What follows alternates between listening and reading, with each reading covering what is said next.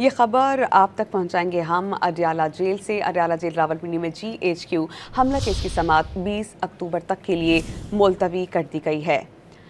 बानी PTI पैगाम भिजवाने के बावजूद अदालत में पेश नहीं हुए। समाअत के दौरान इस्तगासा के किसी गवाह की शहादत रिकॉर्ड नहीं हुई। बानी PTI के वकील की मुशावरत की दरख्वास्त मंजूर कर ली गई। इस पर हम बात करेंगे डॉन न्यूज़ के रिपोर्टर ताहिर नसीर से। ताहिर, अदालती कार्रवाई का अहवाल हम तक पहुंचाइए। ताहिर, सुन रहे हैं आप हमें?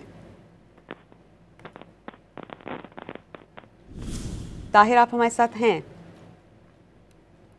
हम कोशिश करते हैं ताहिर से राब्ता बहाल करें और इस खबर के बारे में मज़ीद अपडेट्स उनसे लें।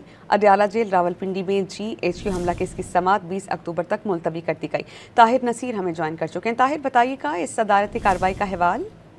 जी बिल्कुल, देखिए सेंट्रल जेल अडयाला में GHQ हमला केस की समाअत बगैर किसी कार्रवाई के 20 अक्टूबर तक के लिए मुलतवी कर दिया। मुकदमे की समाअत इंसदाद दहशतगर्दी अदालत रावलपिंडी की जज अमजद अली शाह ने की।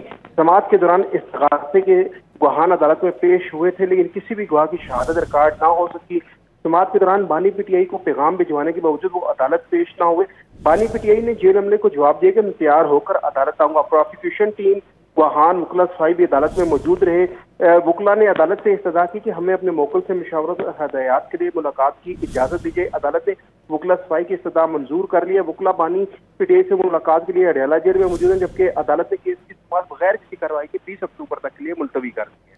बहुत शुक्रिया, आप हमें अपडेट कर रहे थे ताहिर।